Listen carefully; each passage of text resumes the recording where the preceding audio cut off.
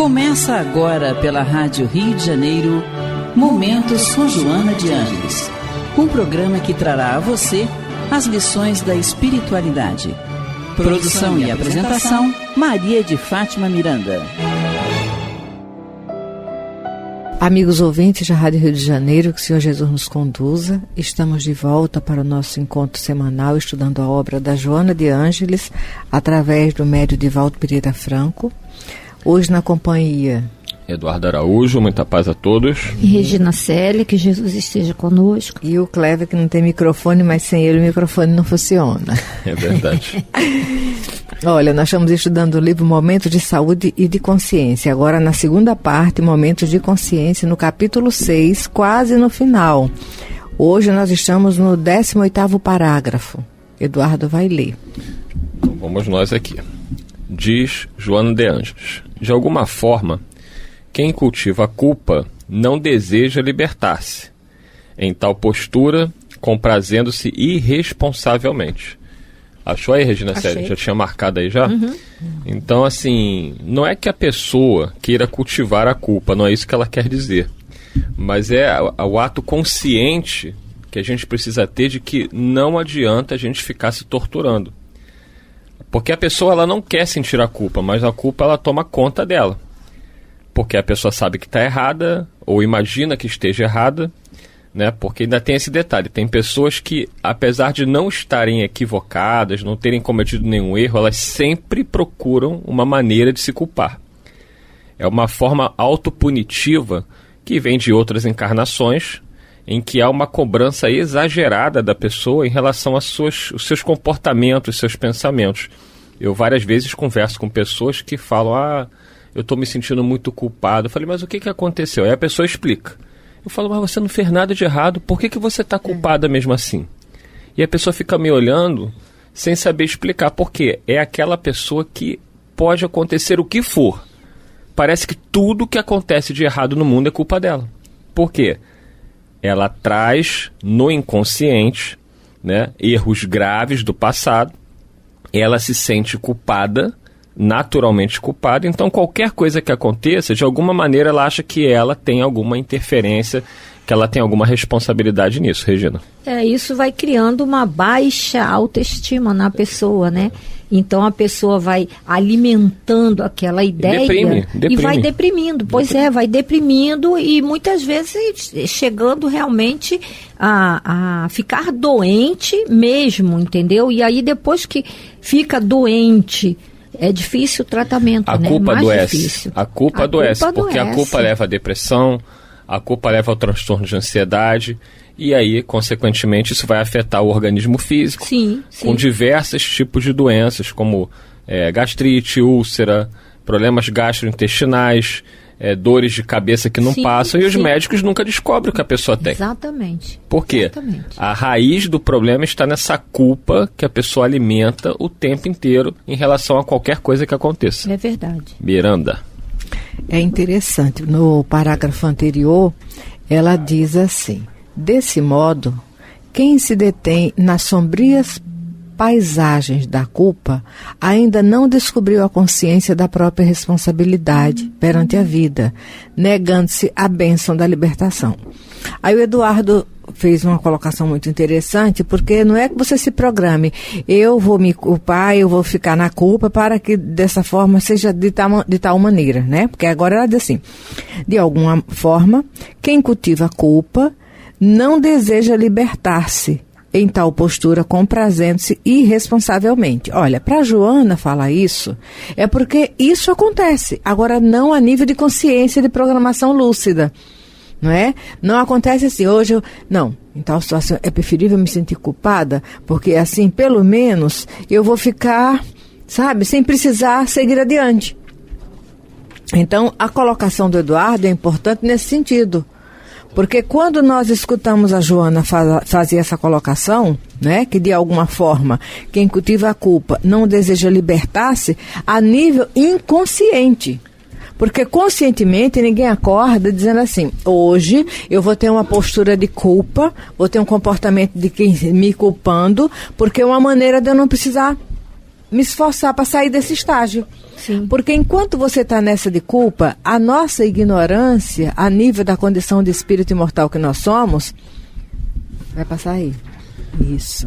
Temos um convidado especial que está chegando aqui. Bem-vindo aí. Isso aí. Vou deixar que ele se apresente. Vai lá, fala seu nome, menino. Obrigado. Fala aí. Quem é o senhor? Eu sou o André Luiz, né? André Luiz. O André Luiz, o André A gente está Luiz. recebendo André Luiz. O genérico. O genérico. Não oficial, o genérico. É tipo assim, André Luiz, cadê? Aí vem o cadê? Cadê, André Luiz? Cadê? O genérico, né? Pelo menos é André Luiz, já não começou é? bem. André, seja bem-vindo. Chegou aqui, já sentou com a gente. A gente está estudando a obra Momentos de Saúde e Consciência. Isso, no capítulo 6, que vai falar da culpa e consciência. E a Joana vem tratando desse assunto, não é?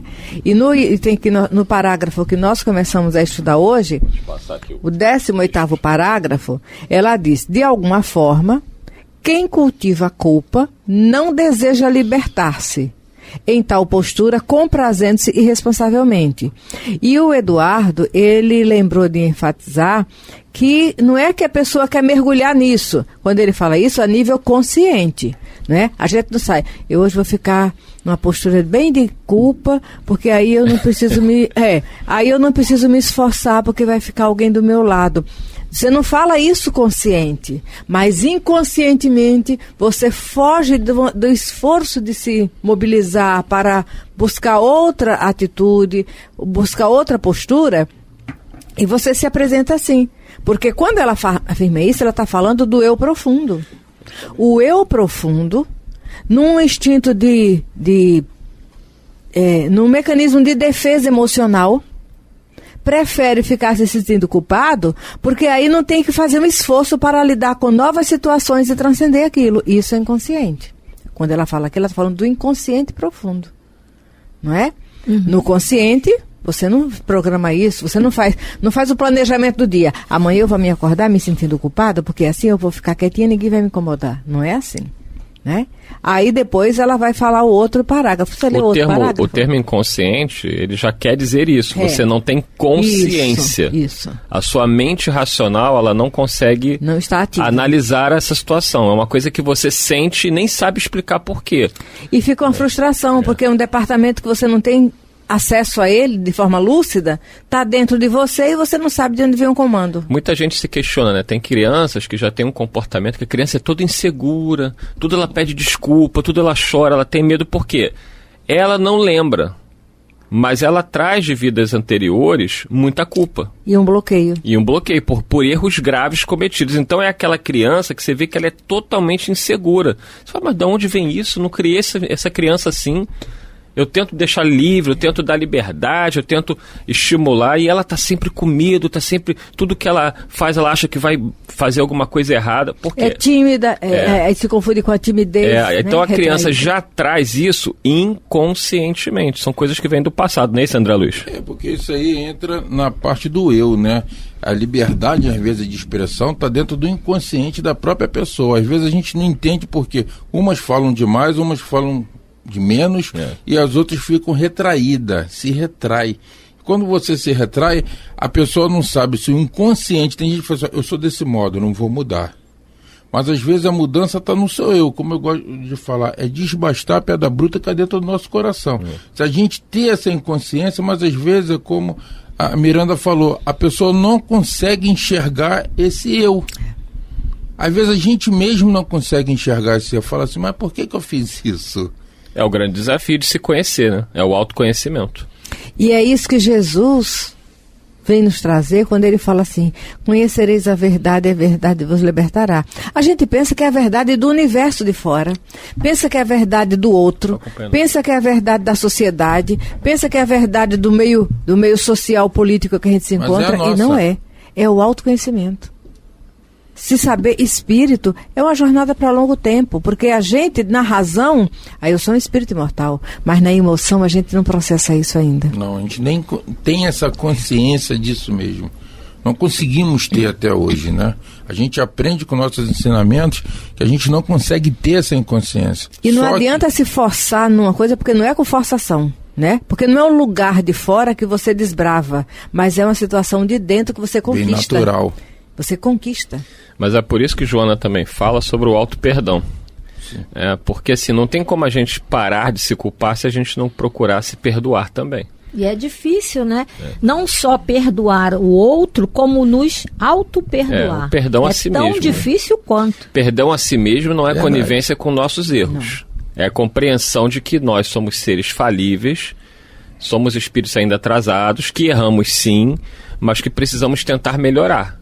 Então não adianta eu estar errando, continuar errando e ficar passando pano para mim mesmo. Pois é. Então é tão difícil assim, quanto. É nem 8 nem 80. Nem ficar se culpando e se torturando, mas também não ser conivente com o próprio erro. Se eu estou fazendo algo que eu sei que não deveria estar fazendo, que eu procure consertar e corrigir. Tem uma frase que as pessoas falam muito, né? Não é nessa vida que eu vou consertar, é na próxima. É uma frase que é uma constante nas pessoas, porque as pessoas às vezes não querem analisar o próprio erro. É jogando a culpa para debaixo do tapete, né? Sim, senhora. Isso aí. Interessante. Eu ali fora eu recebi um negócio que eu achei muito interessante, talvez pareça com o que a gente está falando. Mandaram para mim assim: cresceu, então já entendeu. Viver na coitadolândia não resolve nada. Sim. Ou você reage, corre atrás, ou a vida passa por cima sem dó. Passa pra mim isso aí, porque eu quero me falar isso todo dia. Pois é, viver na coitadolândia. Que é um problema que a gente tem. A gente se culpa e se vitimiza. Exatamente. Ao invés da gente tentar reverter a situação, a gente fica se vitimizando e aceitando a culpa como algo que é natural na nossa vida. A gente não corre na frente nos nossos ideais. Não. Existe aquele termo antigo que fala assim: corre atrás. Não, atrás já tem um na tua frente. Corre na frente dos teus ideais e tenta consertar o teu erro. Eu acho que isso é primordial, a gente tentar consertar. Corre na frente, porque o teu ideal deve estar dentro de você. Isso então, mesmo. Você tem que estar à frente. É isso mesmo, que a gente começa a analisar. Eu vejo muito nos pacientes que a gente começa a analisar o fato. Peraí, mas por que isso? Não, mas por que você não fez isso? Eu errei.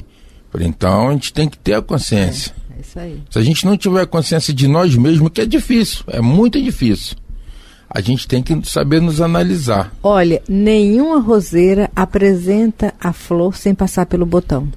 Verdade. Transformação.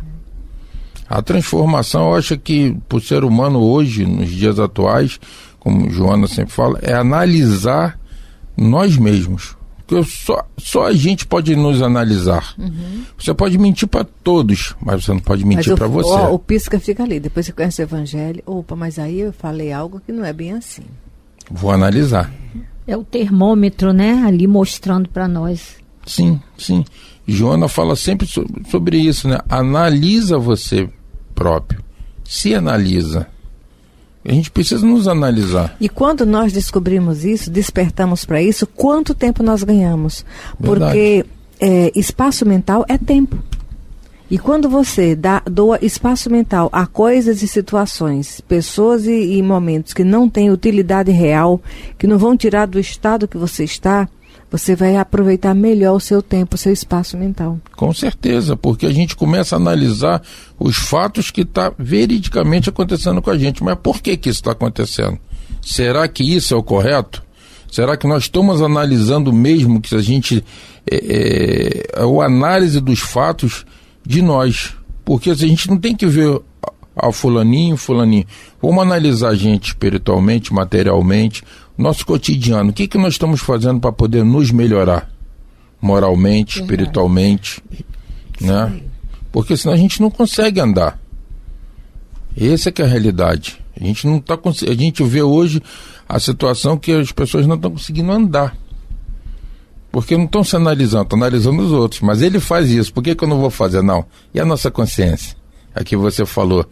É a roseira, é o botão. Verdade, é a transformação. A roseira tem espinho para ninguém se tocar, mas por que ela tem isso? Uma autodefesa. Ela seria muito soberba se não tivesse espinho. Isso. Né? É a autodefesa de nós mesmos. Como o Eduardo falou, você tem que se analisar primeiro para poder analisar as outras pessoas. Senão você não vai conseguir ser do seu eu. A história da serpente, né? Lembrei agora que tomava conta da entrada do túnel, né? Lembrei exatamente disso. Conta pro povo, que o povo quer saber. Não, é a serpente que tomava conta da entrada e alguém quis entrar e acabou sendo do templo. Até acabou sendo picada, né? E aí disseram, puxa, mas ela está tomando conta do templo e picou. Aí a serpente responde, não, eu estou tomando conta porque me disseram que eu precisava trabalhar para o bem, mas eu não sou boba. Se a pessoa quer me maltratar, me matar, porque a pessoa estava com um pau na mão, então ela, para se defender, ela picou a pessoa. Então ela disse, eu não sou boba. É isso que acontece conosco. Nós somos espíritas, não somos bobos. Não. Ainda tem uma continuação dessa história. Ou é outra história que completa não sei, essa. vai. Que aí o sábio fala para ela, né? Que ela não precisa ser agressiva, tal. Aí ela simplesmente para de picar e toma paulada. Aí ele chega com aquela machucada. Deve ser a continuação. Aí ele fala assim, de repente a sua já é a continuação. Pode Entendeu? ser. Porque final, ela no templo. Aí o sábio fala para ela que ela não pode ficar agindo de uma forma, sair ferindo todo mundo, né? Picando todo mundo. Aí ela fica assim, fica na dela e não ataca, quer dizer. Aí a pessoa vem e ela não quer agredir. Aí a pessoa vai lá dar paulada. Quando o sábio volta, ela tá machucada. Aí o sábio, o que aconteceu? Não, eu fiz o que o senhor mandou. Tá aqui debaixo do meu pé. Eu fiz o que o senhor mandou. Pode deixar, André. Tá aqui o pé, tá aqui do lado. Eu fiz o que o senhor mandou. Aí ele, não, mas eu falei para você não ser agressiva. Sim. E você tá numa tarefa, você tem uma função a cumprir. Mas eu não falei para você não se defender a nível de se posicionar. Exatamente. Aí Exatamente. surge Aí a vem serpente aí, ó. Autodefesa, né? Autodefesa. Quer dizer, não era para ela ser boba. É como a gente que tem aquele hábito de chegar em casa, pelo menos na minha casa. Você chega em casa e aí se você briga por causa de alguma coisa, puxa, acabou de vir de uma casa espírita. Puxa, espírita fazendo isso. A gente tem que aguentar tudo. Só porque é espírita tem que tomar pancada, ser ofendido. Já ouvi isso muitas vezes. É uma pura verdade. Se não fosse espírita, mas olha, chegou de lá. Então, quer dizer, acho que a gente, verdade. Né, por conhecer tudo isso, o evangelho, a gente tem que suportar e se sujeitar. Suportar não, se sujeitar a certas coisas que... Aí um colega meu, a esposa falou isso. Mas bom, daqui a pouco é melhor colocar o templo, centro espírita aqui na frente, porque lá você... Olha, preste atenção, mas o centro espírita também tem limite, sabe? Tem. Porque não é um espaço sem paredes, porque precisa dos limites. O meu limite é aqui dentro de casa. A gente ouve isso demais. É porque as pessoas acham, o termo espírita, Joana sempre, nos livros, ela sempre relata uma coisa, a gente tem que analisar e verificar. Agora, não ser bobo. Não ser conivente com os erros. É verdade. Se a gente for conivente com nossos erros, já era. Não é alienação. Não é. É fazer o certo, ser justo, ser perfeito, ser correto, analisar os fatos. Será que eu queria que isso acontecesse comigo? Eu queria ser mal criado com a outra pessoa e vice-versa? Será que eu queria entrar nesse métier e fazer a lida diária? Não. Eu acho que a gente tem que pensar assim, esse termo da cobra é muito... depois que Miranda falou, eu lembrei. E explicou, a gente tem que ter autodefesa, mas a autodefesa nos limites. Sim. Autodefesa não é agressividade. Sim, não. Perfeito. Porque durante muito tempo, enquanto animais, pela luta da sobrevivência no mundo de primitividade, a gente partia logo para o ataque. E trouxemos isso nos condicionamentos, Jorge, já saímos da primitividade real há muito tempo, mas ainda estamos na primitividade emocional pelo que carregamos de lá, não é? Exatamente. E a gente, para nós nos defendermos, não precisamos ser agressivos. Não. Mas é só na hora necessária dizer, olha, o limite é esse. Aqui está o limite. Pois é. É aquela história de até para você fazer caridade, você tem que saber como fazer a caridade. Verdade. E aí a história da pessoa que comparou isso ao uso do blush. Blush é aquela pintura de mulher, sim, né? Até para isso, é como um blush. Se você passar demais, você vira palhaço. E não souber espalhar direito, vira palhaço. Então, ou você usa da medida certa, ou você acaba sendo chacota, palhaço, né? E brinquedo na mão dos outros. Porque a gente não pode passar do limite, pois se deixar as pessoas querem tudo, né? Você faz uma caridade o que você pode fazer, no seu limite, mas a pessoa não quer o limite. Minha avó que dizia, a gente dá a mão, a pessoa quer o pé. Verdade. Não, e o detalhe é que às vezes, na maioria das vezes, o outro não sabe nem onde você está. Não. E exige que você se posicione diante dele num local que não é cabível naquela hora. Pode não é? ser. A nível de estar, no sentido de realização, que você pode ou não fazer. Mas isso a gente coloca direcionado para nós, não é? Na relação com o outro, também compreender esses limites que o outro apresenta. Que nem sempre nós sabemos onde ele se encontra. Quem nos vê aqui, o Clévio ali trabalhando, concentrado, cada um aqui, os olhinhos são janelas da alma. Eles nos dão uma posição mais ou menos de atenção, de desfoque, mas ninguém pode afirmar onde o outro está nesse exato momento. A consciência é o limite. É o que eu falo. A gente está aqui. Não sabe quantos boletos eu tenho para pagar, quantos boletos o Eduardo tem para pagar, você tem que pagar. Não, nem conta. Então a gente não sabe, a gente está aqui fazendo a nossa caridade, mas os problemas que a gente tem atrás, os nossos limites. Uma vez o Divaldo falou isso, né? Eu estou aqui fazendo caridade e os problemas que eu tenho quando a Mansão do Caminho começou. Não tinha nem comida. Antes dele estar doente, ele falou sobre isso. O pessoal falou, o senhor está sempre rindo, sorrindo. Mas ninguém sabe o que a gente tem para trás. A gente não sabe. O sorriso coroa um momento que foi gerado onde vocês não conhecem. Isso. Só saiu artificialmente, internamente. Como que fica? É verdade. Esse que é o interior que a gente vê constantemente, né? É aquela frase antiga que tem, né? Quando a câmera está ligada, o artista sorri. Desligou a câmera, ele não dá nem bom dia, nem boa tarde. É o palhaço brincadeiro. Ele sorri, ele dá sustentação de harmonia, de alegria para os outros. É o trabalho dele. Depois aquilo ali, ele vai para sua casa. E quanto você falou do palhaço, uma vez eu escutei o Carequinha falando sobre isso, né? Eles acham que eu vou ter que rir o tempo todo. Não. Ele ali era o trabalho dele. A vida de Charles Chaplin. Sim. Quem conhece a vida do Charles Chaplin vê quanto sofrimento aquele homem enfrentou. A gente está aqui na rádio, né? Muitas vezes as pessoas, até a minha mãe às vezes fala, na rádio você está sempre rindo. Eu falei, se eu for pra rádio ficar chorando... A proposta de vir aqui não é essa. Não é essa. É o nosso trabalho. Se eu chegar na rádio, sentar, começar a falar dos meus problemas pessoais, das minhas dores no microfone, todo mundo vai falar assim, poxa, esse rapaz aí tá perturbado, né? Tira ele daí. Então, porque às vezes eu chego na casa dela, eu fico um pouco mais quieto, calado, né? Vendo uma televisão, ou vendo alguma coisa no celular, ela, só na rádio que você ri, só na rádio. Mas eu queria que eu estivesse rindo agora, por quê? Né? Sem contar que eu tenho que concordar com tudo que ela fala. Se eu não concordar, ela já acha que eu tô... Então, assim, nós somos muito cobrados o tempo todo, né? De termos uma postura, porque somos espíritas. Ser espírita é uma coisa, ser espírita evoluído é outra. Eu não sou espírita evoluído. Verdade. Né? Eu sou um ser humano, tenho problemas, tenho ansiedades, tenho medos, como qualquer pessoa. É como aquela história na internet, todo mundo é feliz, né? Verdade. Você não vê ninguém contando desgraça na internet. Todo mundo feliz, todo mundo alegre. Quando chega nesse ponto é porque tá mal, né? Pois é. Mas assim, o ouvinte deve estar se perguntando, poxa, eles passaram o programa todo, leram só um parágrafo. Mas não é nosso objetivo. Porque ler o livro, gente, a gente pode pegar e sair lendo. Ele lê em casa. Lê em casa. A gente quer estudar o livro. Dando entendimento. Cada parágrafo é importante. Então, esse parágrafo ele foi muito importante no sentido que Joana mostra pra gente da questão que quem cultiva a culpa não deseja libertar-se. Ela traz uma reflexão muito profunda, porque parece até uma crítica. Ela não está dizendo que a gente faça isso propositalmente. Ela diz que a gente inconscientemente, quando a gente alimenta a culpa, a gente não quer se libertar. Porque eu fico na culpa, eu me vitimizo, eu sofro, eu me deprimo e eu não mudo, eu não melhoro. Então essa que foi a questão. Mas chegamos ao final do programa. Né, tivemos a honra de ter o André Luiz Cadê com a gente aqui hoje. Está aqui. Semana que vem ele vai voltar, vai continuar com a gente. Estamos aí. E vamos em frente aí, Maria de Fátima Miranda. Regina Célia.